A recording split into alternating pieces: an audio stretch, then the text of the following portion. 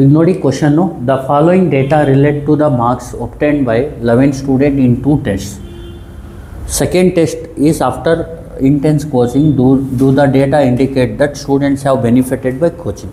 Test 1 19, 23, 16, 24, 17, 18, 20, 18, 21, 19, 20. Test 2 17, 24, 20, 24, 20, 22, 20, 20, 18, 22, 19. T 5% ಬಂದು for degrees of freedom 10 is 1.81. ಈಗ ನೋಡಿ ಇಲ್ಲಿ ಅವ್ರು ಏನು ಹೇಳಿದ್ದಾರೆ ಅಂದರೆ ಇದು 11 ಸ್ಟೂಡೆಂಟ್ಸ್ದು ಡೇಟಾ. ಇದು ಫಸ್ಟ್ ಟೆಸ್ಟಲ್ಲಿ ಸ್ಕೋರ್ ಮಾಡಿರೋದು, ಇದು second test. The following data relate to the marks obtained by 11 students in 2 test. ಅರ್ಥ ಆಗ್ತಿದೆಯಲ್ವ? ಫಸ್ಟ್ ಟೆಸ್ಟಲ್ಲಿ ಈ ಥರ ಸ್ಕೋರ್ ಮಾಡಿದ್ದಾರೆ. ಸೆಕೆಂಡ್ ಟೆಸ್ಟಲ್ಲಿ ಅವ್ರು ಅಟೆಂಡ್ ಮಾಡೋಕ್ಕೆ ಮುಂಚೆ ಇಂಟೆನ್ಸ್ ಕೋಚಿಂಗ್ ಅಂದರೆ ಚೆನ್ನಾಗಿ ಕೋಚಿಂಗ್ ಕೊಟ್ಟಾದಮೇಲೆ ಇದು ಸೆಕೆಂಡ್ ಟೆಸ್ಟ್ ಮಾಡಿರೋದು. ಈಗ ನೋಡಿ ಕೋಚಿಂಗ್ ಇಂಟೆನ್ಸ್ ಅಂದರೆ ಚೆನ್ನಾಗಿ ಮಾಡಿದ್ಮೇಲೆ ಇದು ಸ್ಕೋರ್ ಮಾಡಿರೋದು. ಅವ್ರು ಏನು ಕೇಳ್ತಾ ಇದ್ದಾರೆ, ಈ ಥರ ಸ್ಕೋರ್ ಆಗಿದೆಯಲ್ಲ, ಡೂ ದ ಡೇಟಾ, ಈ ಡೇಟಾ ಏನಿದೆ ಅದ್ರ ಮೇಲೆ ನೀವು the students have benefited by coaching. ಈಗ ಫಸ್ಟ್ ಟೆಸ್ಟಲ್ಲಿ ಏನೋ ಸ್ಕೋರ್ ಮಾಡಿದ್ದಾರೆ, ಕೋಚಿಂಗ್ ಚೆನ್ನಾಗಿ ಮಾಡಿದ್ಮೇಲೆ ಇದು ಸ್ಕೋರ್ ಮಾಡಿರೋದು. ಅಂದರೆ ಈ ಕೋಚಿಂಗಿಂದ ಏನಾದರೂ ಬೆನಿಫಿಟ್ ಆಗಿದೆಯೋ ಇಲ್ವೋ ಅಂತ ನೋಡಿ ಅಂತ. ಇಲ್ಲಿ ಹೈಪಾಥಿಸಸ್ ಬಂದು ಏನು, ಇದನ್ನು do the data indicate the students have benefited by coaching ಅಂದರೆ ಕೋಚಿಂಗಿಂದ ಬೆನಿಫಿಟ್ ಆಗಿದೆಯೋ ಇಲ್ವೋ ಅಂತ ಅದು ಬಂದು ಹೈಪಾಥಿಸಸ್. ಗೊತ್ತಾಗ್ತಿದೆಯಲ್ವ? ಫಸ್ಟು ಹೈಪಾಥಿಸಸ್ ಬರ್ಕೊಳ್ಳೋಣ. ಲೆಟ್ H0 ಬಂದು ಕೋಚಿಂಗ್ ಹ್ಯಾಸ್ ನೋ ಬೆನಿಫಿಟ್ ಅಂತ ಬರ್ಕೊಳ್ಳಿ. Coaching has no benefit. Coaching ಆದಮೇಲೂ ಸಿಮಿಲರ್ ಇದೆ ಅಂತ ಸ್ಕೋರು. ಗೊತ್ತಾಗ್ತಿದೆಯಲ್ವಾ? H0. H1 ಅಂದರೆ ಇಲ್ಲಿ ಏನಂತ ಹೇಳಬೇಕು, ಕೋಚಿಂಗ್ ಹ್ಯಾಸ್ ಬೆನಿಫಿಟ್. ಅವ್ರು ಏನು ಹೇಳಿದ್ದಾರೆ, ಬೆನಿಫಿಟ್ ಇದೆಯಾ ಅಂತ ಕೇಳಿದರು. ಕೋಚಿಂಗ್ ಹ್ಯಾಸ್ ಬೆನಿಫಿಟ್ ಅಂದರೆ ಈಗ ಬೆನಿಫಿಟ್ ಆಗಬೇಕು ಅಂದರೆ ಅರ್ಥ ಏನು ನಿಮಗೆ, ಮಾರ್ಕ್ಸು ಜಾಸ್ತಿ ಆಗಬೇಕು. ಅರ್ಥ ಆಗ್ತಿದೆಯಲ್ವಾ? ಇಲ್ಲಿ 19 ತೊಗೊಂಡಿದ್ದಾರೆ ಫಸ್ಟ್ ಸ್ಟೂಡೆಂಟು, ಆಮೇಲೆ 17. ಇವ್ರ ಬೆನಿಫಿಟ್, ಇವ್ರಿಗೆ ಬೆನಿಫಿಟ್ ಆಗಿಲ್ಲ, ಇವ್ರಿಗಾಗಿದೆ, 1 ಮಾರ್ಕ್ಸ್ ಜಾಸ್ತಿ ಆಗಿದೆ, ಇಲ್ಲಿ 4. ಅಂದರೆ ಟೋಟಲಾಗಿ ನೋಡಬೇಕು ಅಂದರೆ ಇದು ಬೆನಿಫಿಟ್ ಆಗಿದೆಯೋ ಇಲ್ವೋ ಅಂತ ನೋಡಬೇಕು, ಜಾಸ್ತಿ ಆಗಬೇಕು. ಇದಕ್ಕೆ ನಾವು 1 ಟೇಲ್ ಟೆಸ್ಟ್ ಅಂತ ಹೇಳ್ತೀವಿ. ಯಾಕಂದರೆ ಇದು ಇಂಪ್ರೂವ್ಮೆಂಟ್ ಮೇಲೆ ಇದೆ. ಇಂಪ್ರೂವ್ಮೆಂಟು, ಇನ್ಕ್ರೀಸು, ಬೆನಿಫಿಟು ಆ ಥರ ಪ್ರಾಬ್ಲಮ್ ಬಂದರೆ 1 ಟೇಲ್ ಟೆಸ್ಟು. ಗೊತ್ತಾಗ್ತಿದೆಯಲ್ವಾ? ಜಾಸ್ತಿ ತಲೆ ಕೆಡಿಸ್ಕೊಬೇಡಿ, ಅವರೇ ಟಿ ವ್ಯಾಲ್ಯೂ ಕೊಟ್ಟಿದ್ದಾರೆ, ನೀವೇನು ತಲೆ ಕೆಡಿಸ್ಕೊಳ್ಳೋದು ಬೇಕಾಗಿಲ್ಲ. ಇಲ್ಲಿ ಆ್ಯಕ್ಚುಲಾಗಿ ನೀವು ಫೈಂಡ್ ಮಾಡಬೇಕಾಗಿರೋದು ಟೀನ ಯಾವ ಥರ ಫೈಂಡ್ ಮಾಡಿ, ಈ ಫಾರ್ಮುಲಾ ಯೂಸ್ ಮಾಡಿ, D/SD/√10. ಅರ್ಥ ಆಗ್ತಿದೆಯಲ್ವಾ? ಈ D ಅಂದರೆ ಮೀನ್ ಆಫ್ ಡಿಫ್ರೆನ್ಸಸ್ಸು. D ಅಂದರೆ ಜ್ಞಾಪಕ ಇಟ್ಕೊಳ್ಳಿ, ಮೀನ್ ಆಫ್ ಡಿಫ್ರೆನ್ಸಸ್ಸು. D ಅಂದರೆ ಡಿಫ್ರೆನ್ಸಸ್ ಅಂತ. ಗೊತ್ತಾಗ್ತಿದೆಯಲ್ವಾ? SD ಅಂದರೆ ಇಲ್ಲಿ D ಅಂದರೆ ಜ್ಞಾಪಕ ಇಟ್ಕೊಳ್ಳಿ, mean of differences.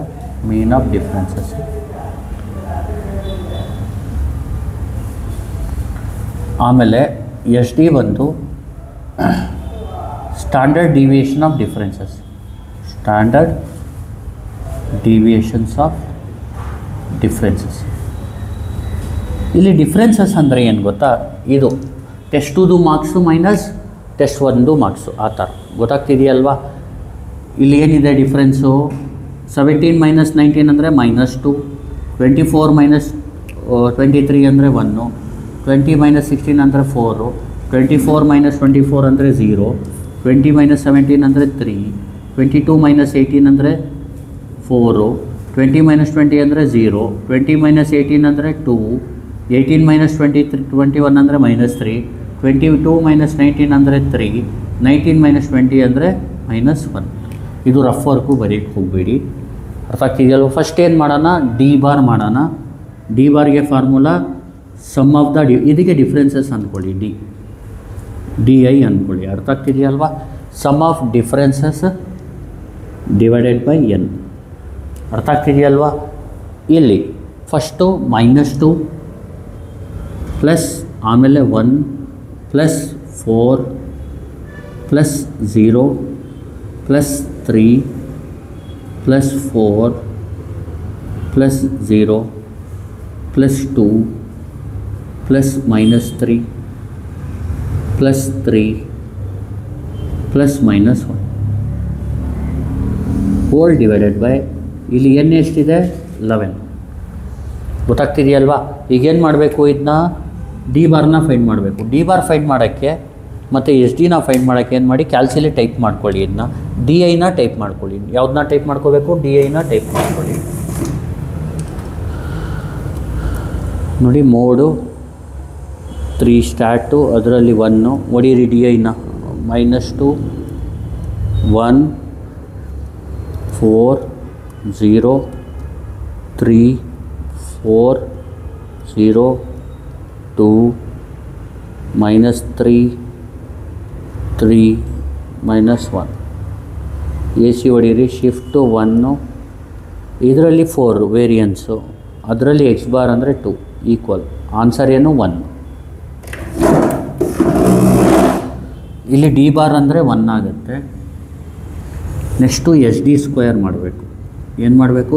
S D square. ಇದಕ್ಕೆ formula 1/n-1 summation of i = 1 to n di - d bar whole square. ಇಲ್ಲಿ ಬರೆದ್ಬಿಡೋಣ. 1/n ಅಂದರೆ ಎಷ್ಟು? n ಎಷ್ಟು? 11. n ಅಂದರೆ 11 - 1. di - d bar whole square ಅಂದರೆ di ಅಂದರೆ -2, d ಬಾರ್ ಅಂದರೆ 1 ಅಂದರೆ -2 - 1 ಹೋಲ್ ಸ್ಕ್ವೇರ್ ಪ್ಲಸ್ di ಬಂದು 1 - 1 whole square plus 4 - 1 whole square plus 0 - 1 whole square plus 3 - 1 whole square plus 4 - 1 whole square plus 0 - 1 whole square plus 2 - 1 whole square plus -3 - 1 whole square plus 3 - 1 whole square plus -1 - 1 whole square. ನೋಡಿ, ಇದನ್ನ ಕ್ಯಾಲ್ಸಿಯಲ್ಲಿ ಮಾಡೋದು ಯಾವ ಥರ ಅಂದರೆ, ನೀವು ಇದೆಲ್ಲ type ಮಾಡ್ಕೊಂಡು ಕೂತ್ಕೋಬೇಡಿ. ಡೈರೆಕ್ಟಾಗಿ ಏನು ಮಾಡಿ,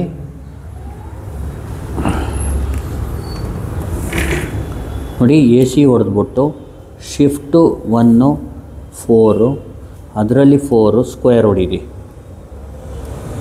5.8 ಮತ್ತು ರೂಟ್ ಆಫ್ 5.8 ಹೊಡೀರಿ 2.4083. ಗೊತ್ತಾಗ್ತಿದೆಯಲ್ವಾ? ಇಲ್ಲಿ ಎಸ್ ಡಿ ಸ್ಕ್ವೇರ್ ಬಂದು 5.8, ಎಸ್ ಡಿ ಬಂದು 2.4083. ಕರೆಕ್ಟ್ ಅಲ್ವಾ?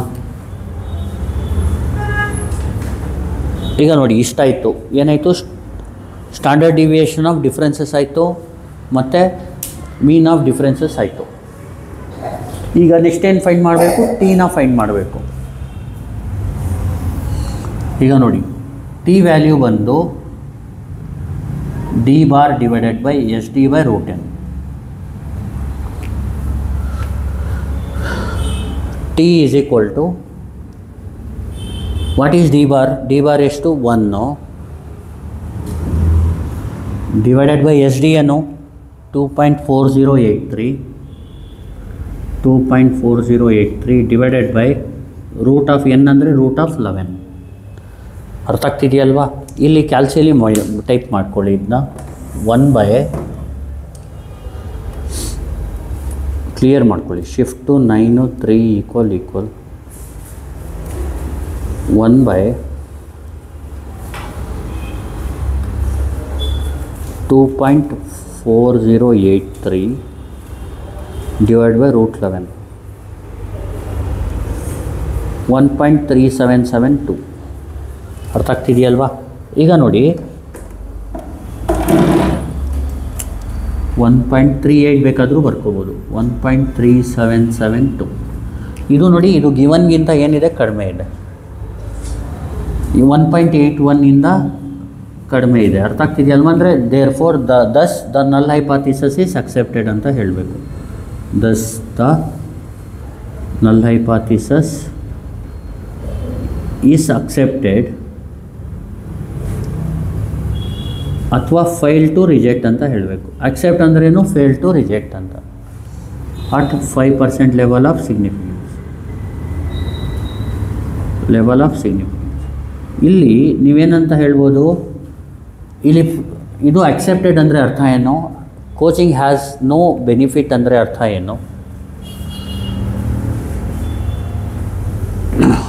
ಅಂದರೆ ಅದರಿಂದ ಏನೂ ಬೆನಿಫಿಟ್ ಆಗಿಲ್ಲ ಅಂತ. ಇಲ್ಲಿ ಅಕ್ಸೆಪ್ಟೆಡ್ ಅಂದರೆ ನಾವು ಬೆನಿಫಿಟ್ ಆಗಿಲ್ಲ ಅಂತ ಒಪ್ಕೊಂಡಂಗೆ, ಅಂದರೆ ಅರ್ಥ ಆಗ್ತಿದೆಯಲ್ವಾ. ಆಮೇಲೆ ಇಂಟೆನ್ಸ್ ಕೋಚಿಂಗಿಂದನೂ ಏನೂ ಅವ್ರಿಗೆ ಸ್ಟೂಡೆಂಟ್ಗೆ ಬೆನಿಫಿಟ್ ಆಗಿಲ್ಲ, ಹ್ಯಾಸ್ ನೋ ಬೆನಿಫಿಟ್ ಅಂತ ಹೇಳ್ಬೋದು. ಕನ್ಕ್ಲೂಷನ್ ಏನಂತ ಹೇಳ್ಬೋದು,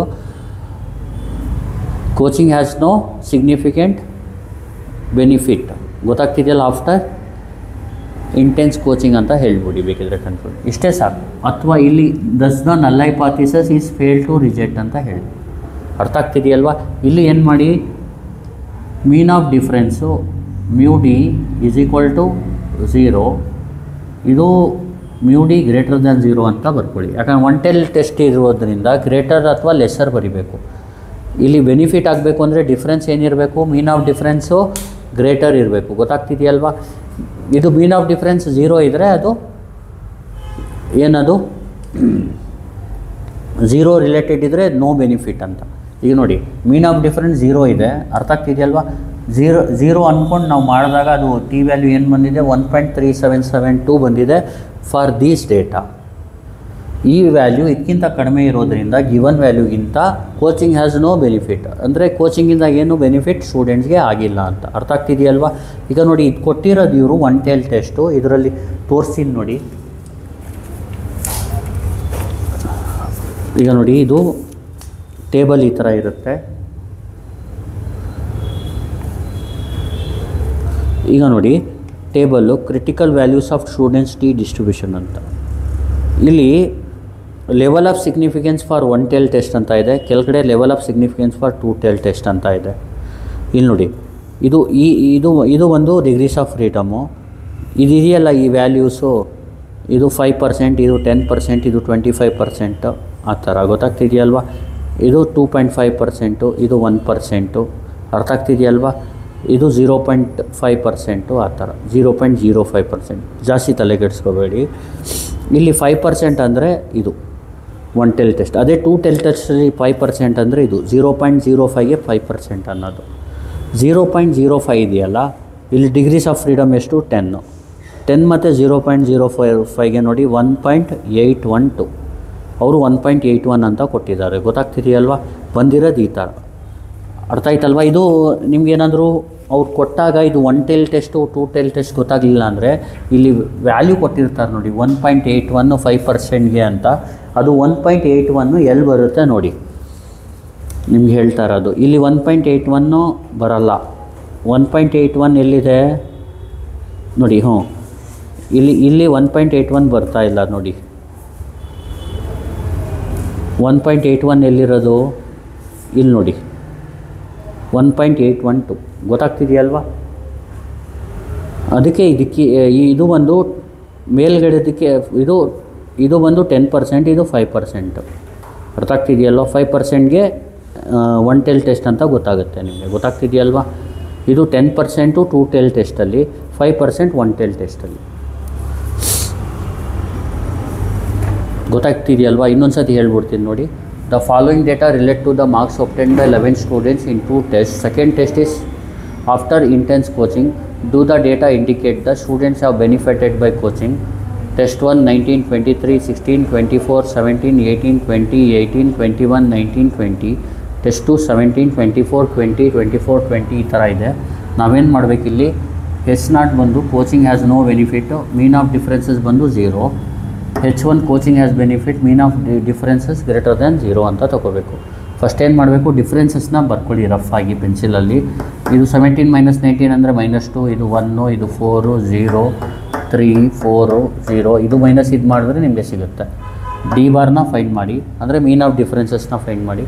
ಸಮೇಷನ್ ಆಫ್ DI/N, DIನ ಆ್ಯಡ್ ಮಾಡಿಬಿಟ್ಟು ಡಿವೈಡ್ ಬೈ 11 ಮಾಡಿ ಡಿ ಬಾರ್ ಸಿಗುತ್ತೆ. SD ಅಂದರೆ ಸ್ಟ್ಯಾಂಡರ್ಡ್ ಡಿವಿಯೇಷನ್ ಆಫ್ ಡಿಫ್ರೆನ್ಸಸ್, ಅದು 1/n-1 into summation of y = 1 to n DI - D bar whole square. DI ಅಂದರೆ -2, ಡಿ ಬಾರ್ ಅಂದರೆ -1 ಹೋಲ್ ಸ್ಕ್ವೇರ್, ಆಮೇಲೆ 1 - 1 ಹೋಲ್ ಸ್ಕ್ವೇರ್, 4 - 1 ಹೋಲ್ ಸ್ಕ್ವೇರ್, ಆ ಥರ ಮಾಡ್ಕೊಂಡು ಹೋಗಬೇಕು. ಆನ್ಸರ್ ಏನು ಬರುತ್ತೆ, 5.8. ಸ್ಟ್ಯಾಂಡರ್ಡ್ ಡಿವಿಯೇಷನ್ ಬಂದು √5.8 ಅಂದರೆ 2.4083. ಟಿ ಅಂದರೆ formula D bar by S T by root ಎನ್ನು, ಇದು ಎಸ್ ಟಿ ಇದು ಅಂದರೆ ಸಬ್ಸ್ಟಿಟ್ಯೂಟ್ ಮಾಡಿದ್ರೆ ಇದು ಆನ್ಸರ್ ಏನು ಬಂದಿದೆ, ಲೆಸ್ಸರ್ ಬಂದಿದೆ ಇದರಿಂದ. ಅದಕ್ಕೆ ಏನು ಹೇಳ್ಬೋದು, thus the null hypothesis is accepted at 5% level of significance. Thank you.